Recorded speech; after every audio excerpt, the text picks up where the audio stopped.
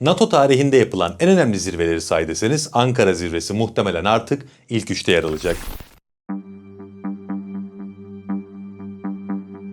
Çünkü bu zirveyle birlikte iki önemli şey oldu. Birincisi NATO 3.0 süreci başladı. Yani NATO'nun yeni sürümü geldi. İkincisi de Türkiye'nin NATO'daki konumu hiç olmadığı kadar kritik bir noktaya yükseldi. O yüzden bugün iki önemli soruya odaklanacağız. NATO 3.0 nedir? Ve gerçekten Türkiye, ABD'nin de askeri anlamda Avrupa'dan çekilmesiyle birlikte NATO'nun artık lideri mi oluyor? Bugün hızlıca bu soruları cevaplıyoruz. Ama başlamadan çok kısa bir hatırlatma yapalım. Hedefimiz 1 milyon dosta ulaşmak. Kanalımıza abone olarak bize bu konuda destek vermeyi unutmayın. Videoyu beğenerek de daha fazla insana ulaşmasına vesile olabilirsiniz.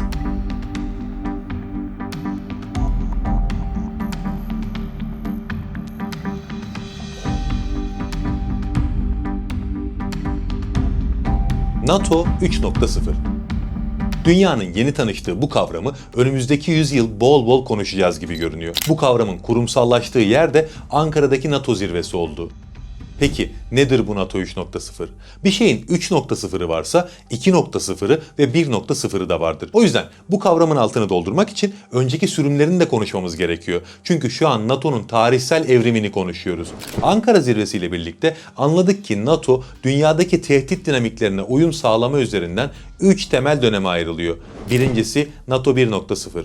Bu sürüm 2. Dünya Savaşı'nın hemen ardından 1949 yılında NATO'nun kurulmasıyla başladı. Bu dönemin temel tehdit merkezini zaten tahmin edersiniz. Sovyetler Birliği. NATO ne için kurulmuştu? Sovyetler Birliği'nin Avrupa üzerindeki askeri ve ideolojik yayılmacılığını önlemek için. Haliyle NATO 1.0'ın temel tehdit merkezi Sovyetler Birliği'ydi.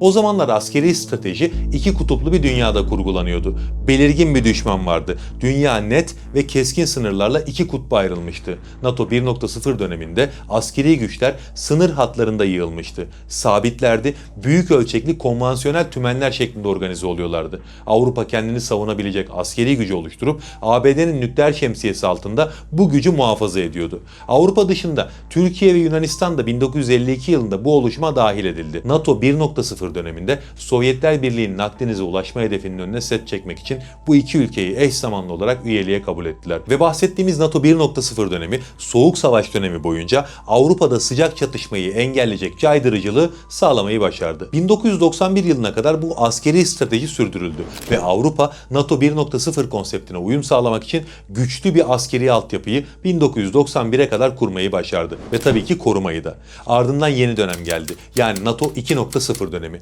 Bu da 1991 yılının sonunda Sovyetler Birliği'nin dağılmasıyla başlayan dönemdi. NATO'nun varoluşsal tehdit algısını Sovyetler Birliği oluşturuyordu. Sovyetler Birliği dağılınca böyle bir tehdit algısı kalmadı. Bu da elbette bu algı üzerine inşa edilen NATO konseptini bitirdi. Tabii NATO Sovyetler Birliği ile birlikte dağılmadı. Kendisini güncelledi. Bu sefer NATO kendisini dünyanın jandarması olarak konumlandırdı. Sorsanız barışı koruma operasyonlarının NATO 2.0 dönemindeki ana yürütücüsü onlardı. Balkanlar, Afganistan ve Libya'da müdahalelerde bulundular. Öncelikli tehdit unsuru artık terör oldu. Özellikle 11 Eylül saldırılarından sonra NATO 2.0 yeni tehdit algısına tam anlamıyla ayak uydurmayı başardı. 11 Eylül saldırılarından sonra NATO tarihinde ilk kez 5. madde işletildi. Doğu Avrupa'ya doğru genişleme dalgası başlatıldı ve eski Varşova Paktı üyeleri NATO'ya dahil edildi. Ama bu dönemde Avrupa için işler NATO 1.0 dönemi gibi değildi. Avrupa'nın askeri kabiliyetleri çökmeye başladı.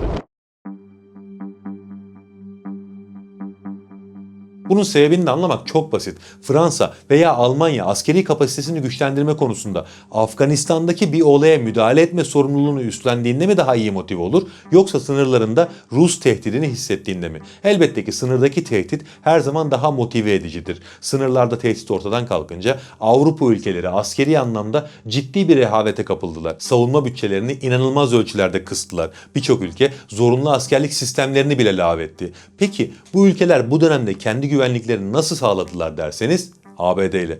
Bütün bir Avrupa'nın güvenliği ABD'nin askeri kapasitesine ihale edildi. Zaten ABD askeri çevreleri bu yılları kayıp yıllar olarak adlandırıyor. Avrupa kendisini geliştirmek için hiçbir yatırım yapmadı. Biz onların açığını kapatmak için esas sorumluluklarımızdan taviz verdik diye düşünüyorlar. Ve Avrupalı müttefiklerini bedavacılıkla suçluyorlar. İşte bu NATO 2.0 dönemi şu an konuştuğumuz Avrupa gerçeğine getirdi bizi.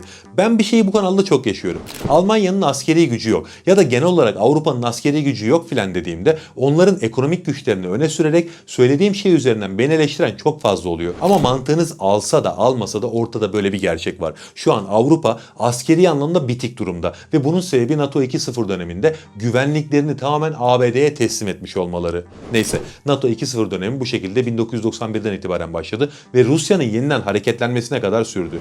2014 yılının başında Kırım'ın Rusya tarafından haksız, hukuksuz şekilde ilhak edilmesiyle birlikte Avrupa Rus tehdidini yavaş yavaş hissetmeye başladı. O dönem Ukrayna'ya destek verdiler ama bu destek bugüne göre sembolik denilebilecek düzeyde kaldı. Ama bir yandan da Soğuk Savaş sonrası NATO konseptinin artık işlevsiz olduğunu dillendirmeye başladılar ve NATO 3.0 dönemi yavaş yavaş konuşulmaya başlandı. 2022 yılında Rusya'nın Ukrayna'ya yönelik başlattığı saldırı ve Ukrayna topraklarını işgal etmesi NATO 2.0 konseptinin tamamen çökmesine sebep oldu. Yani bu dönemi 1991 ile 2022 arası olarak konumlandırabiliriz. 2022 ile birlikte artık NATO 3.0 dönemi başladı. NATO 3.0 her ne kadar 2022'de başlamış olsa da kurumsallaşması 2026. Yani Ankara zirvesinde oldu. Diğer bir deyişle NATO 3.0'ın başlangıcı olarak Ankara zirvesini görebiliriz. Aradaki 4 yılı da hazırlık aşaması olarak kabul edebiliriz. NATO 3.0 döneminin temel mantığı aslında şu: Avrupa savunma bütçelerini arttıracak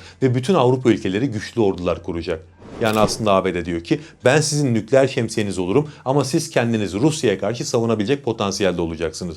Ben artık bu konuda sorumluluk almıyorum. Bir dakika. Bu tanıdık geldi mi? Baktığınız zaman aslında NATO 1.0 bu. Aynı mantık, aynı sistem. Yani başa dönüldü diyebilir miyiz? Belki derdik ama arada çok önemli bir farklılık var. O da dünya düzeniyle alakalı. NATO 1.0 döneminde dünya iki kutupluydu. Şimdi çok kutuplu ve vekil diyebileceğimiz tehditlerle savaşların yeniden şekillendiği bir dünya. Bu kısım önemli. Çünkü Türkiye ile ilgili yapılabilecek bütün analizler bu çok kutupluluk etrafında şekillenecek. Ama öncesinde NATO 3.0'ı konuşmaya devam edelim.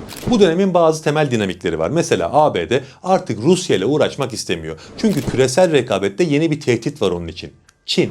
O yüzden Rusya yayılmacılığının önünde bir engel olsun diye Avrupa'ya yaydığı bütün kuvvetlerini Asya Pasifik bölgesine çekmek istiyor. Mesela yurt dışındaki askeri üsler için hazırladıkları bir hava savunma sistemi ya da 5. nesil bir savaş uçağı varsa bu artık Avrupa'da durmasın, Asya Pasifik'te konuşlansın istiyorlar. O yüzden Avrupa'nın kendi savunma yükünü hem asker hem de askeri teknoloji anlamında yüklendiği bir döneme giriyoruz. Yine aynı şekilde NATO 3.0 Avrupa'nın savaş ekonomisine geçişi demek. Müttefikler sanayi altyapılarını olası bir savaşa göre planlamak zorundalar. Savunma sanayi yatırımlarını arttıracaklar. Askeri üretim kapasitelerini nicelik anlamında da yükseltecekler. Ve yine bu dönemde NATO'nun tehdit olarak gördüğü aktörler de arttı. Rusya'nın yanına önümüzdeki dönemde Çin, Kuzey Kore ve belki İran da eklenebilir. Bu ülkeleri hedef tahtasında görürseniz önümüzdeki dönemde şaşırmayın. NATO 3.0'ı bayağı net bir çerçeve içine oturttuk bu videoda. Bunu sağlayan da Ankara'daki NATO zirvesi oldu. NATO tarihinde bugüne kadar düzenlenen belki de en önemli 3-5 zirveden biri bu Ankara zirvesiydi. Bu bahsettiğimiz NATO 3.0 operasyonel planlara, bütçe taahhütlerine ve sanayi anlaşmalarına dönüştü bu zirvede. Yani aslında şöyle bir şey demek mümkün: NATO yeniden ayaklanıyor. Son yıllarda biliyorsunuz NATO ciddi anlamda tartışmaya açılmıştı. Fransız Cumhurbaşkanı Macron daha önce NATO ile ilgili yaşanan bütün tartışmaları aslında tek bir cümleyle özetlemişti: NATO'nun beyin ölümü gerçekleşti.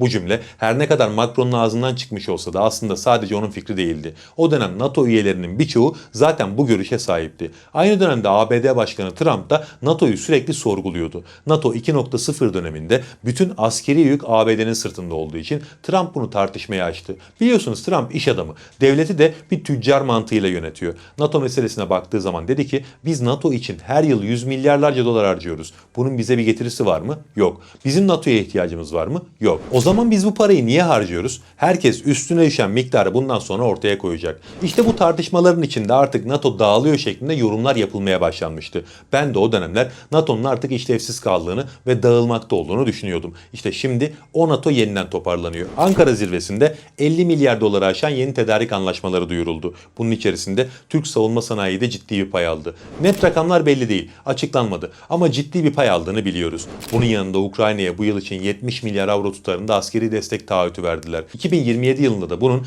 70 milyar doların üzerinde olacağının taahhütünü verdiler. En önemli kararlardan biri de şuydu. NATO artık yeni nesil teknolojilere daha fazla yatırım yapacak. Yeni nesil teknolojilere yatırım demek, Türkiye'ye daha fazla maddi pay ve söz hakkı demek. Çünkü bütün bir Avrupa'yı göz önünde bulundurduğunuzda şu an askeri teknolojiler konusunda Türkiye'den daha ileride olan tek bir devlet yok. Sadece askeri teknolojiler de değil aslında. Mesela bu zirvede üzerinde çok konuşulması gereken, aslında pek de değinilmeyen bir şey yaşandı. NATO uzay tabanlı gözetleme yeteneklerini arttırmayı hedefliyor. Bunun için Türkiye'nin yerli imkanlarla geliştirdiği İMECE uydusunun sahip olduğu yetenekler ve bugüne kadar elde ettiği başarı detaylıca incelendi. Bu inceleme sonucunda da İMECE takımı adı altında İMECE uydusu NATO'nun uzaydaki yeni gözü olarak seçildi. Baktığınızda Avrupa'da uzay teknolojileri anlamında Türkiye'den çok daha önde ilerleyen devletler var elbette. Ama bu karar şunu gösteriyor. Türkiye nokta atışı teknolojiler geliştiriyor ve elindeki sınırlı Ar-Ge bütçesini çok iyi kullanıyor.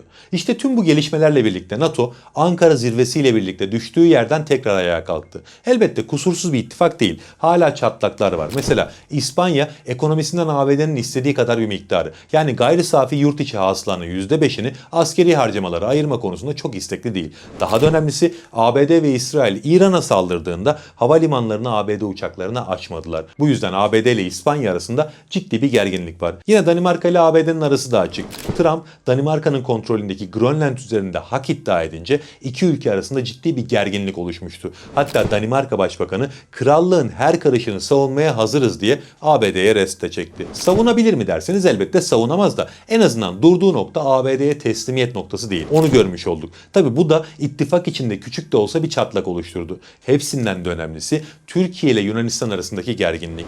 NATO kuruldu kurulalı. NATO üyesi iki devletin birbiriyle savaşın eşiğine geldiği olaylar hep Türkiye ile Yunanistan arasında yaşandı. NATO'da bundan daha sert bir çatlak bugüne kadar görülmedi. Yani NATO içinde bugün gerginlikler var ama bu gerginlikler NATO'nun yeniden ayağa kalkmasını engelleyebilecek gerginlikler değil. Peki gelelim şimdi ikinci soruya. Türkiye bu yeni dönemde NATO'nun yeni lideri mi oluyor?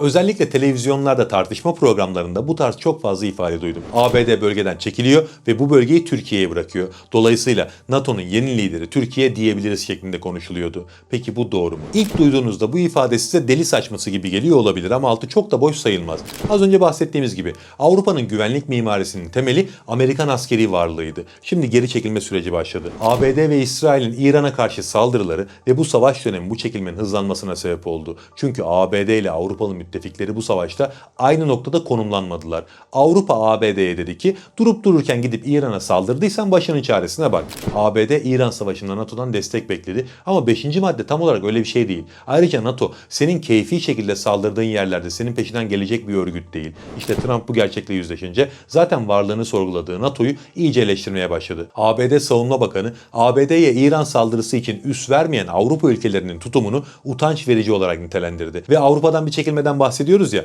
bunu fiili anlamda başlattılar. Şu an ABD Avrupa'daki F-15 ve F-16 savaş uçaklarının 1/3'ini azaltıyor. Stratejik bombardıman uçaklarının yarısını geri çekiyorlar. Denizaltılarının tamamını NATO görevlerinden çıkardılar. Lojistik ve tanker uçaklarını azalttılar. Almanya'dan 5000 asker çekiyorlar. Sadece var olanı çekmekte de kalmıyorlar. Yeni konuşlandıracakları askeri unsurları da iptal etmeye başladılar. Mesela Polonya'ya 4000 asker gönderiyorlardı. Onu iptal ettiler. Gerçi sonra Trump göndereceğiz falan diye açıkladı ama sürecin ne olacağı henüz net olarak belli değil. Yani ABD askeri anlamda gerçekten Avrupa'dan çekiliyor. NATO Genel Sekreteri bunu bir Avrupa'dan çekilme değil de kuvvet modelinin yeniden uyumlandırılması filan gibi şeylerle açıklamaya çalışıyor olsa da tabii ki işler bu kadar basit değil. Ve en nihayetinde ABD'nin askeri varlığını azaltması Avrupa güvenliğinde bir boşluk oluşturacak. Bunun doldurulması lazım. Ve Avrupa bunu doldurma konusunda her açıdan çok yetersiz. Evet, birçoğunun güçlü bir ekonomisi var. Her ne kadar son zamanlarda sarsılmış olsa da ekonomileri Türkiye'ye nazaran güçlü. Ama 1991'den beri, yani NATO 2.0 döneminde o kadar yattılar ki o açığı kapatmak yıllar sürecek ve bu da Rusya'nın tam hareketlendiği dönemde ciddi bir zafiyet. Tüm bunların yanında da şu an ABD dışında askeri anlamda yeni döneme hazır olan tek bir devlet var. O da Türkiye. Hem askeri teknoloji geliştirme anlamında hem güçlü ve hazır bir kara ordusuna sahip olduğu için Türkiye burada rol üstlenebilecek tek ülke. Ama başta NATO 3.0 dönemini anlatırken bir ifade kullanmıştık. NATO 1.0 döneminden tek farkı var. O da iki kutuplu değil, çok kutuplu bir dünyada var olması. Yani bu yeni dönemde hiçbir ittifak ya da hiçbir bölge tek bir liderle yönetilmeyecek. Hem NATO hem Türkiye için de bu geçerli. Avrupa güvenliğinde ortaya çıkan boşluğun yönetilmesinde tek bir lider ülke olmayacak. NATO'nun her kanadı kendi süper güçleri tarafından yönetilecek. İşte Türkiye bu ortamda NATO'nun Güneydoğu kanadının yeni ve tartışılmaz lideri haline geldi. Avrupa'nın güvenliğinde de askeri teknolojisiyle en önde gelen devlet olacağı kesin. Son yıllarda Türkiye savunma sanayinde öyle bir atılım yaptı ki şu an Avrupa devletleri birçok açıdan Türkiye'ye muhtaç durumda. Yani aslında meseleyi şöyle de özetleyebiliriz. Türkiye düne kadar NATO'nun güney ucunda önemsiz bir karakoldu.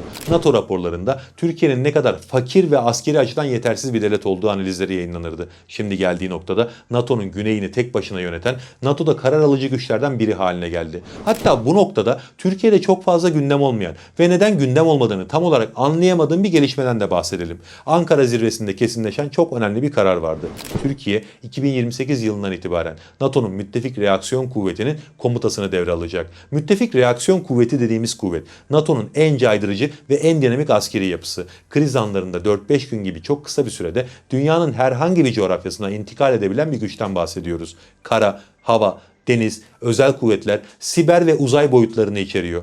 10 bin ile 15 bin arası askerden oluşan tam kapsamlı bir kolordu bu. Bu gücün sevk ve idaresi İstanbul'da bulunan 3. Kolordu tarafından yürütülecek. Böyle bir gücü eline tutmanın önemi ne derseniz en önemli yönü şu: reaksiyon kuvvetini komuta eden ülke kriz bölgesine ilk konuşlanan ve ilk durumu analiz eden aktör oluyor. Yani Türkiye müttefik reaksiyon kuvvetinin komutasını devralmakla NATO'nun tehdit algısını doğrudan belirleme yetkisine sahip oldu artık. İttifakın askeri planları Türk generallerin analizleri doğrultusunda şekillenecek. Türkiye'nin NATO içerisinde geldiği noktayı gösteren en iyi örnek belki de budur. Yani kısaca özetlemek gerekirse bu yeni dönemde Türkiye belki de NATO'nun tek lideri olmayacak ama NATO içerisinde strateji belirleyen, planlar yapan 2-3 devletten biri haline gelecek. Bu da ne demek oluyor? NATO'da masaya yumruğunu vurabilecek 2-3 devletten biri olmak demek oluyor.